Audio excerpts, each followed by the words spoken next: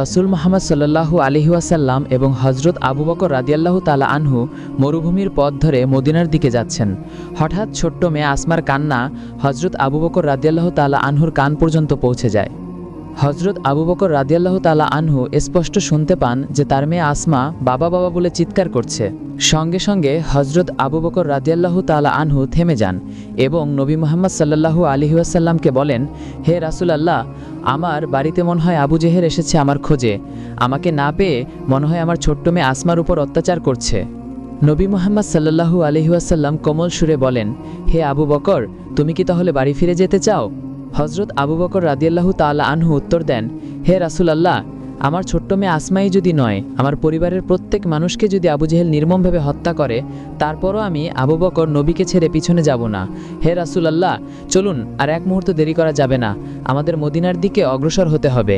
এই বলে হজরত আবু বকর রাদিয়াল্লাহু তাআলা আনহু এবং নবী মুহাম্মদ সাল্লাল্লাহু আলাইহি ওয়াসাল্লাম মদিনার দিকে এগিয়ে যেতে লাগলেন।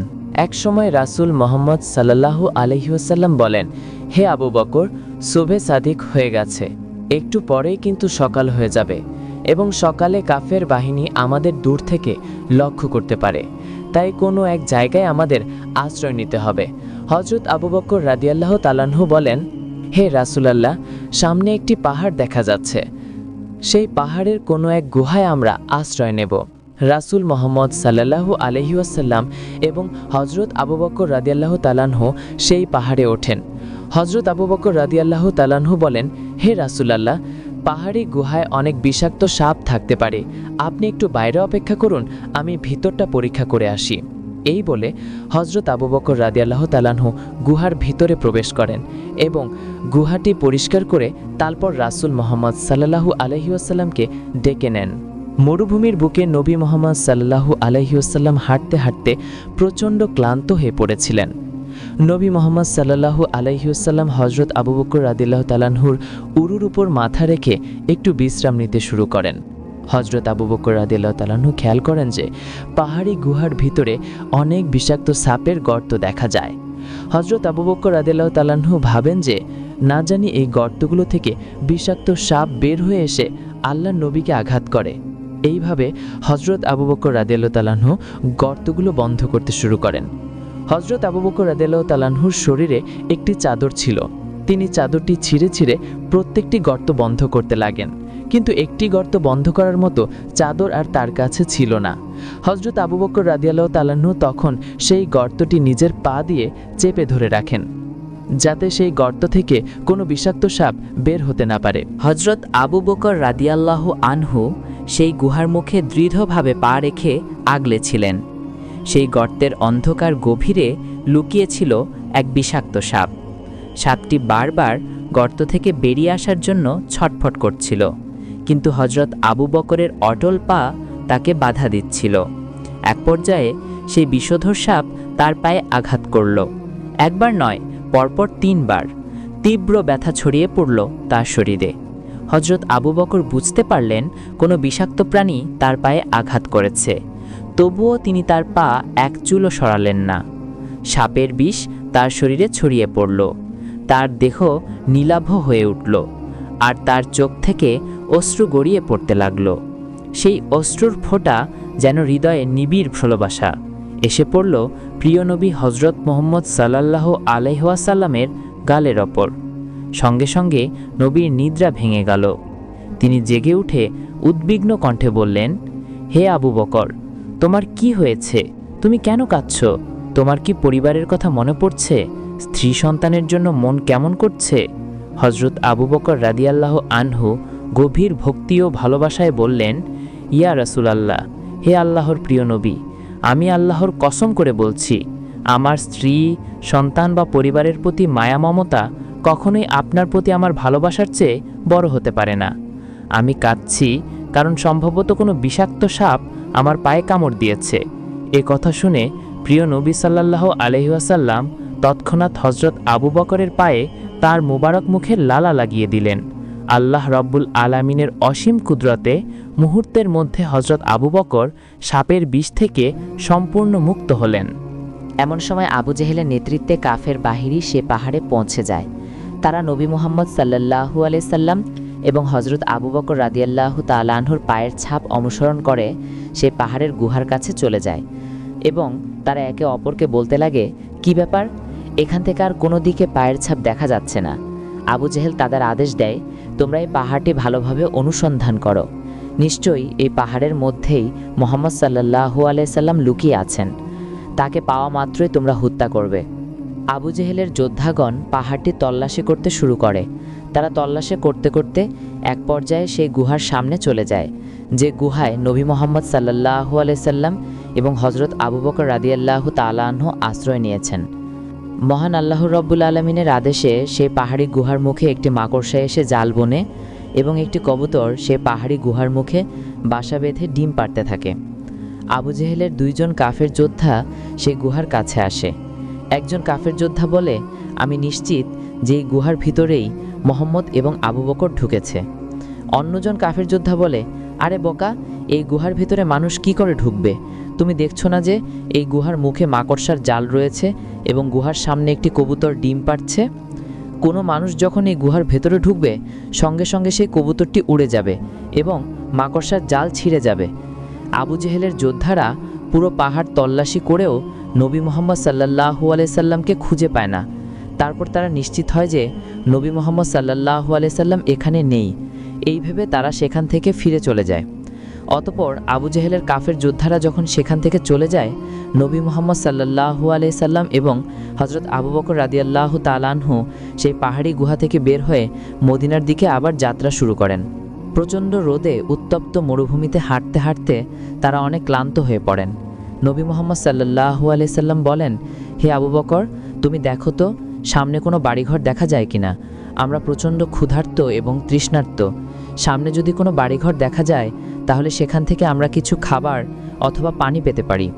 হজরত আবু বকর রাদিয়াল্লাহু তাআলা আনহু বলেন, হে রাসূলুল্লাহ, এই মরুভূমিতে তো কোনো বাড়িঘর দেখা যাচ্ছে না, তবে ওই যে একটু দূরে একটি বাড়ির মতো কিছু একটা দেখা যাচ্ছে, চলুন আমরা সেদিকে অগ্রসর হই।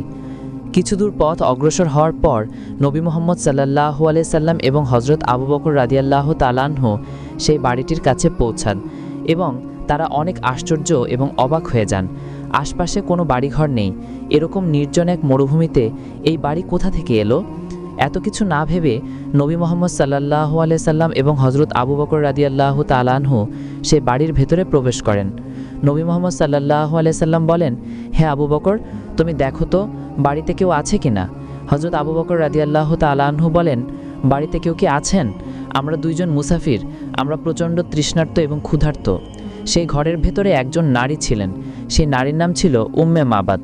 উম্মে মাবাদ ঘর থেকে উত্তর দেন, আপনারা কোথা থেকে এসেছেন? হজরত আবু বকর রাদিয়াল্লাহু তাআলা আনহু বলেন, আমরা মক্কা থেকে মদিনার দিকে যাত্রা করেছি। আমরা মরুভূমিতে চলতে চলতে প্রচণ্ড তৃষ্ণার্ত এবং ক্ষুধার্ত। উম্মে মাবাদ বলেন, হে পথিক, আমার ঘরে তো কোনো প্রকার খাবার নেই।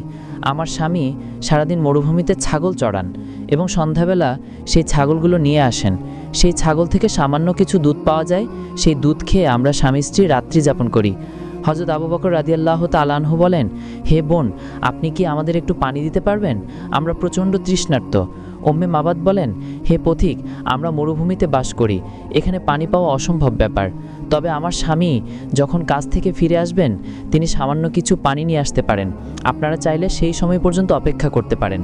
রাসূলুল্লাহ সাল্লাল্লাহু আলাইহি ওয়াসাল্লাম তার দৃষ্টি ফেরালেন এবং দেখলেন উম্মে মাবাদের ঘরের সামনে একটি ছাগল দড়িতে বাঁধা রয়েছে। তিনি হজরত আবু বকর রাদিয়াল্লাহু আনহুকে বললেন, হে আবু বকর, তুমি এই মহিলার কাছ থেকে অনুমতি নাও, আমরা কি এই ছাগলের দুধ দহন করে পান করতে পারি? হজরত আবু বকর তৎক্ষণাৎ উম্মে মাবাদের কাছে গিয়ে নম্র কণ্ঠে বললেন, হে বোন, আপনি যদি আমাদের অনুমতি দেন তবে আমরা আপনার এই ছাগল থেকে কিছু দুধ নিয়ে পান করতে চাই। ঘরের ভেতর থেকে উম্মে মাবাদ উত্তর দিলেন, হে পথিক, এই ছাগলটি তো প্রচণ্ড অসুস্থ, এতটাই দুর্বল যে এটি উঠে দাঁড়াতে পারছে না। তাছাড়া এটি কখনো বাচ্চা প্রসবও করেনি, তাহলে এই ছাগল থেকে আপনারা দুধ পাবেন কিভাবে? হজরত আবু বকর শান্তভাবে হেসে বললেন, হে বোন, আপনি শুধু অনুমতি দিয়ে দেখুন। হজরত আবু বকরের এই রহস্যময় কথায় উম্মে মাবাদ বিস্ময়ে হতবাক হয়ে গেলেন। একটি ছাগল যে এতটাই অসুস্থ যে দাঁড়াতে পারে না, যার কখনো বাচ্চা হয়নি, সেই ছাগল থেকে দুধ পাওয়ার কথা? এই অসম্ভব কথায় তার মন বিচলিত হয়ে উঠল। কৌতূহলী হয়ে তিনি ঘরের জানালা জানালা খুলে এই দুই পথিকের মুখ দেখার ইচ্ছা করলেন। জানালা খুলতেই তার দৃষ্টি পড়ল রাসূলুল্লাহ সাল্লাল্লাহু আলাইহি ওয়াসাল্লামের নুরানি মুখমণ্ডলের উপর। তিনি বিস্ময়ে হতবাক হয়ে গেলেন এবং বলে উঠলেন, আমি আমার জীবনে কখনো এত সুন্দর মানুষ দেখিনি। এত নুরানি, এত মহিমময় কি কোনো মানুষ হতে পারে? উম্মে মাবাদ বিস্ময়ে মুগ্ধ হয়ে নবীজির দিকে তাকিয়ে লইলেন। তারপর বললেন, ঠিক আছে, আমি অনুমতি দিলাম। যদি আপনারা এই ছাগল থেকে দুধ দহন করতে পারেন তবে নিশ্চয়ই তা পান করতে পারবেন। রাসূলুল্লাহ সাল্লাল্লাহু আলাইহি ওয়াসাল্লাম হযরত আবু বকরকে বললেন, আবু বকর, তুমি এই মহিলার কাছ থেকে একটি পাত্র নিয়ে এসো। উম্মে মাবাদ তাদের একটি পাত্র দিলেন। নবীজি বললেন, আবু বকর, এই পাত্রটি অনেক ছোট, তুমি আরো বড় পাত্র নিয়ে এসো। উম্মে মাবাদ তখন একটি বড় আকারের পাত্র এনে দিলেন। রাসূলুল্লাহ সাল্লাল্লাহু আলাইহি ওয়াসাল্লাম সেই বড় পাত্রটি হাতে নিয়ে ছাগলের কাছে গেলেন। বিসমিল্লাহ বলে তিনি ছাগলের মাথায় হাত রাখলেন। সঙ্গে সঙ্গে সেই অসুস্থ জরাজীর্ণ ছাগল অলৌকিকভাবে সুস্থ হয়ে উঠল। তিনি আবার বিসমিল্লাহ বলে ছাগলের ওলানে হাত ছুঁয়ে দিলেন। তৎক্ষণাৎ ছাগলের ওলান দুধে পরিপূর্ণ হয়ে উঠল, এতটাই যে দুধের ভারে ছাগলটি ছটফট করতে লাগলো। রাসূলুল্লাহ সাল্লাল্লাহু আলাইহি ওয়াসাল্লাম দুধ দহন শুরু করলেন এবং সেই বিশাল পাত্রটি ছাগলের দুধে ভরে গেল। তিনি হযরত আবু বকরকে বললেন, আবু বকর, তুমি এই দুধ থেকে পান করো। হযরত আবু বকর বললেন, ইয়া রাসূলুল্লাহ, আপনি আগে পান করুন। নবীজি বললেন, আবু বকর, তা কখনো হতে পারে না, তুমি আগে পান করো, তারপর আমি পান করব। হযরত আবু বকর দুধ পান করলেন এবং তারপর রাসূলুল্লাহ সাল্লাল্লাহু আলাইহি ওয়াসাল্লামও তৃপ্তি সহকারে দুধ পান করলেন। কিন্তু আশ্চর্যের বিষয়, দুজনে পান করার পরও পাত্রের এক ফোঁটা দুধ কমল না, অথচ তারা দুজনেই তৃপ্তি সহকারে পান করেছিলেন। এই অলৌকিক দৃশ্য উম্মে মাবাদ জানালার পাশে দাঁড়িয়ে দেখছিলেন। তিনি বিস্ময়ে হতবাক হয়ে গেলেন। রাসূলুল্লাহ সাল্লাল্লাহু আলাইহি ওয়াসাল্লাম বললেন, আবু বকর, এই দুধ ভর্তি পাত্রটি তুমি মহিলাকে ফিরিয়ে দাও। হযরত আবু বকর পাত্রটি উম্মে মাবাদের হাতে তুলে দিলেন। এরপর রাসূলুল্লাহ সাল্লাল্লাহু আলাইহি ওয়াসাল্লাম এবং হযরত আবু বকর মদিনার পথে আবার যাত্রা শুরু করলেন। উম্মে মাবাদ তৎক্ষণাৎ ঘর থেকে বেরিয়ে এলেন। তিনি লক্ষ্য করলেন তার পুরো ঘর জান্নাতি সুগন্ধে ভরে গেছে, যেন কোনো স্বর্গীয় খুশবু তার বাড়ির চারপাশে ছড়িয়ে পড়েছে। রাসূলুল্লাহ সাল্লাল্লাহু আলাইহি ওয়াসাল্লাম এবং হযরত আবু বকর মদিনার দিকে হাঁটছিলেন। উম্মে মাবাদ পিছন থেকে তাদের দেখছিলেন। তিনি লক্ষ্য করলেন উত্তপ্ত মরুভূমির পথে নবীজি হাঁটছেন আর একটি মেঘের টুকরো তার মাথার উপর ছায়া হয়ে সঙ্গী দিচ্ছে। বিকেলবেলা উম্মে মাবাদের স্বামী ছাগল চড়িয়ে বাড়ি ফিরলেন। তিনি বিস্ময়ে বলে উঠলেন, হে উম্মে মাবাদ, আজ আমার বাড়িতে কি ঘটেছে? আমি যেন জান্নাতি সুগন্ধ পাচ্ছি, আমার বাড়ির চারদিকে যেন স্বর্গীয় খুশবু ছড়িয়ে আছে। আজ কি ঘটলো এখানে? উম্মে মাবাদ বললেন, হে আমার স্বামী, আজ আমাদের বাড়িতে অলৌকিক এবং আশ্চর্যজনক ঘটনা ঘটেছে। মক্কা থেকে দুজন মহান ব্যক্তি এসেছিলেন। তাদের মধ্যে একজনের সৌন্দর্য এতটাই অপরূপ যে কিয়ামত পর্যন্ত তার প্রশংসা করলেও তা শেষ হবে না। আরও বিস্ময়কর ব্যাপার, আমাদের যে ছাগলটি অসুস্থ ও জরাজীর্ণ ছিল, সেই মহান ব্যক্তি তার গায়ে হাত ছুঁয়ে দিতেই ছাগলটি সুস্থ হয়ে উঠল।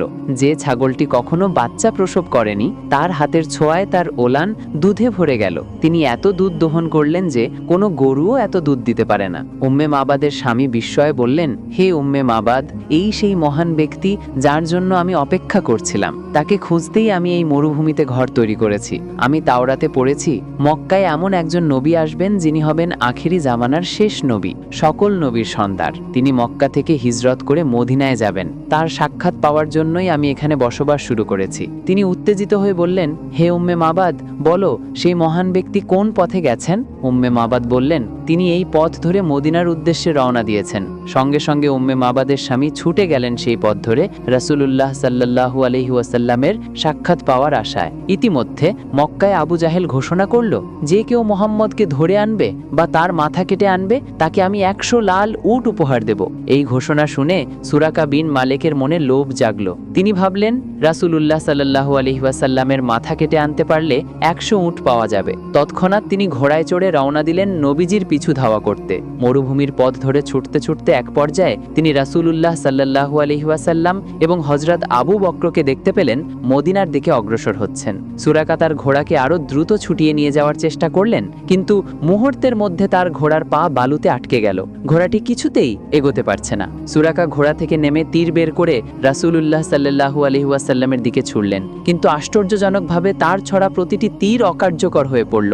কোনোটিই নবীজির দিকে এগোলো না। সুরাকা আবার ঘোড়ায় উঠলেন এবং নবীজিকে ধরার জন্য ঘোড়া ঘোড়া ছুটিয়ে দিলেন, কিন্তু পুনরায় ঘোড়ার পা বালুতে ডুবে গেল, এবার এতটাই গভীরভাবে যে ঘোড়ার পিঠ পর্যন্ত বালুতে ডুবে গেল। সুরাকা আবার নেমে তীর ছুড়লেন, কিন্তু আগের মতোই সব তীর ব্যর্থ হলো। তখন সুরাকা বিন মালেকের মনে হলো নিশ্চয়ই এই দুজনকে কেউ হেফাজত করছে, তা না হলে তার মতো শক্তিশালী যোদ্ধার হাত থেকে তারা বেঁচে যায় কিভাবে। তিনি দূর থেকে ডাক দিলেন, ইয়া মোহাম্মদ।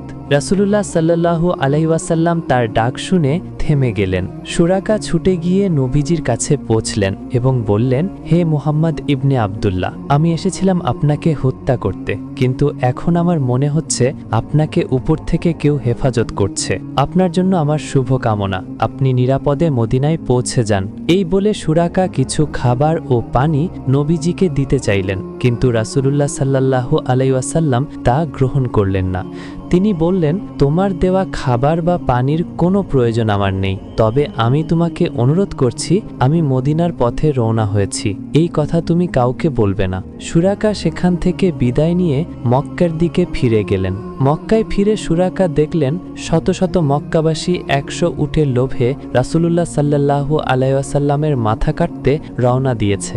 সুরাকা তাদের থামিয়ে বললেন, তোমরা কোথায় যাচ্ছ? তারা বলল, মুহাম্মদের মাথা কাটতে। সুরাকা বললেন, এদিকে মুহাম্মদ নেই, আমি অনেক দূর পর্যন্ত গিয়েছিলাম, কিন্তু তাকে কোথাও পাইনি। তার কথায় বিশ্বাস করে সকলে মক্কায় ফিরে গেল। অন্যদিকে মদিনার মানুষ রাসূলুল্লাহ সাল্লাল্লাহু আলাইহি ওয়াসাল্লামের আগমনের জন্য অধীর আগ্রহে অপেক্ষা করছিল। রাসূলুল্লাহ এবং হযরত আবু বকর 8 দিন ধরে মরুভূমির পথ পাড়ি দিলেন। মদিনার শিশুরা নবীজির নুরানি মুখ দেখার আশায় খেজুর গাছের ডালে উঠে মরুভূমির পথের দিকে তাকিয়ে থাকত। একদিন দুপুরে প্রচণ্ড রোদে মদিনার মানুষ নবীজিকে বরণ করতে সীমান্তে অপেক্ষা করছিল। পৌঁছে গেল। শিশু, কিশোর, বৃদ্ধ সকলে মদিনার সীমান্তে ছুটে গেল নবীজিকে বরণ করতে। মদিনাবাসী সাদরে রাসূলুল্লাহ সাল্লাল্লাহু আলাইহি ওয়াসাল্লামকে গ্রহণ করলেন।